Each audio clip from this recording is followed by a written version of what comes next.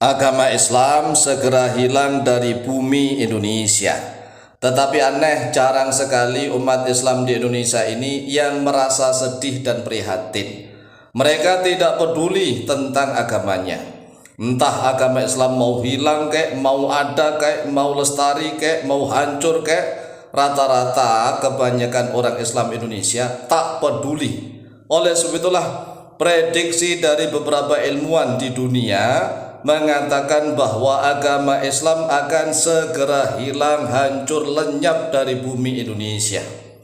Menurut penelitian beberapa ilmuwan, bahwa agama Islam di Indonesia akan segera hilang dan lenyap seperti yang terjadi di Spanyol. Spanyol yang dahulunya terkenal dengan nama Andalus atau Andalusia. Nah, Spanyol atau Andalusia ini pernah menjadi pusat ilmu pengetahuan dan kebudayaan Islam di seluruh dunia. Tetapi saat ini agama Islam di Spanyol hancur lebur dan hampir musnah di Spanyol. Padahal Spanyol itu berabad-abad menjadi pusat ilmu pengetahuan dan kebudayaan Islam di seluruh dunia. Lalu mengapa Spanyol bisa hancur agama Islamnya?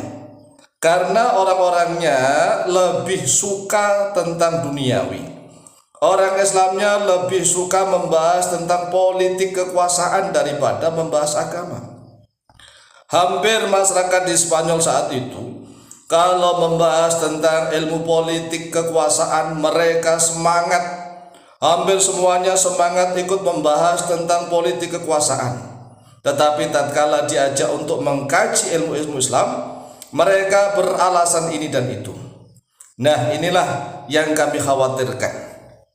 Kalau seandainya Indonesia ini bisa seperti Spanyol, naudzubillah tsumma naudzubillah. Karena Indonesia ini memang mayoritas penduduknya beragama Islam. Hanya saja kualitas agama Islamnya ini yang perlu dipertanyakan.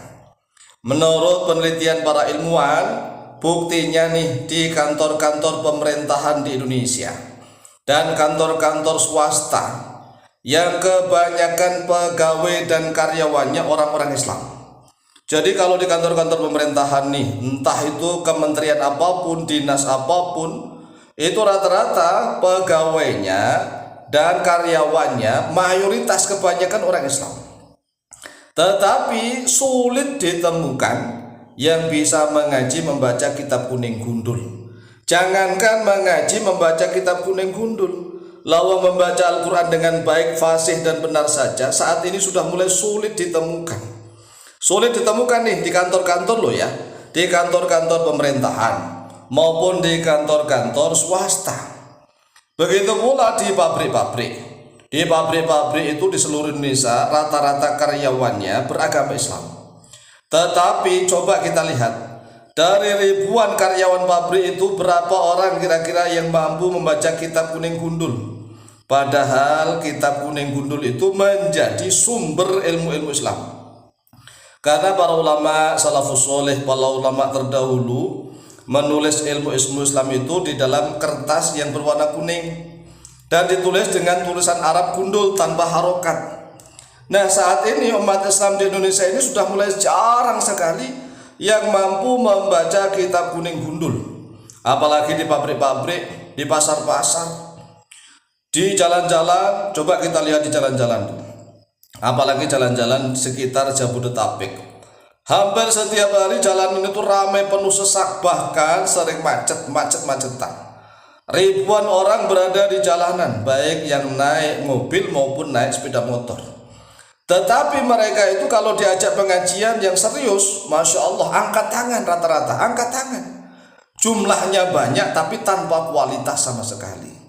Oleh sebab itulah kami sendiri Al-Faqih Mu'allim, karena khawatir prediksi para ilmuwan ini akan benar, maka kami berusaha menyusun satu metode cara cepat dan mudah membaca kitab kuning gundul dengan nama metode Al-Mu'allim. Oleh sebab itulah channel kami diberi nama channel Al-Mu'allim Center dan juga Tafsir Al-Mu'allim. Karena kebetulan nama kami adalah Dakwah Mu'allim. Tetapi dengan adanya metode cara mudah dan cepat membaca kitab kuning gundul itu di Indonesia nggak laku. Nggak laku, bahkan yang laku keras itu di Malaysia.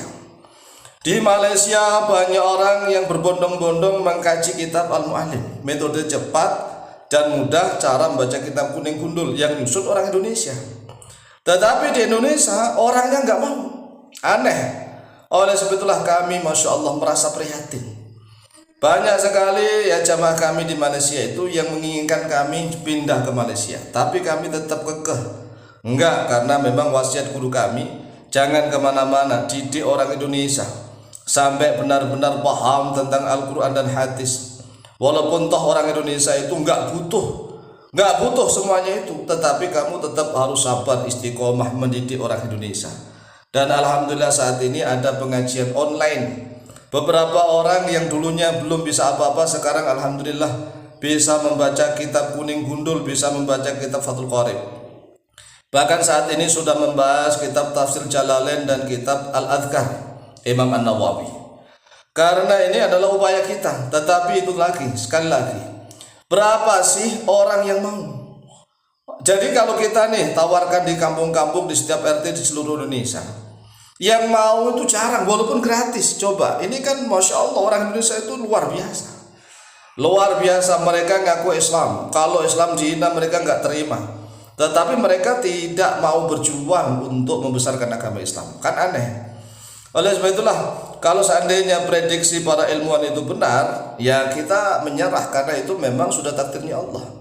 Tetapi sebelum kejadian itu nyata, kami Al-Faqih Al-Mu'allim tetap akan selalu berusaha berjuang bersama dengan para kiai-kiai yang masih ikhlas lillahi ta'ala untuk berjuang menyebarkan metode cara mudah dan cepat membaca Al-Quranul Karim, dan sekaligus metode cara cepat dan mudah membaca kitab kuning gundul. Nah kalau seandainya ini kan berandai-andai, kalau seandainya para pejabat di negeri ini Islamnya sangat kuat, bukan hanya Islam-Islaman, insya Allah masyarakat juga akan mengikutinya. Tetapi ya nggak tahu nih, beberapa periode ini presiden-presiden kita ini beragama Islam, tapi mohon maaf tentang ilmu agamanya wallahu a'lam bishawab. Kecuali kemarin ya Gus Dur, alhamdulillah seorang kiai ulama besar. Kemudian Ma'ruf Amin, Kiai Haji Ma'ruf Amin, wakil presiden. Hanya dua orang ini. Selebihnya mereka rata-rata Islam, tetapi nggak tahu Islam itu apa. Dan sekarang ini banyak di medsos orang-orang Islam, tetapi justru menghancurkan Islam. Mereka tidak pernah belajar Islam dengan serius, tetapi mereka menjelek-jelekkan Islam di media sosial. Oleh sebab itulah marilah kita berjuang semampu kita masing-masing. Demikian, semoga manfaat dan barokah, lebih kurangnya mohon maaf. Wallahu ta'ala a'lam bishawab.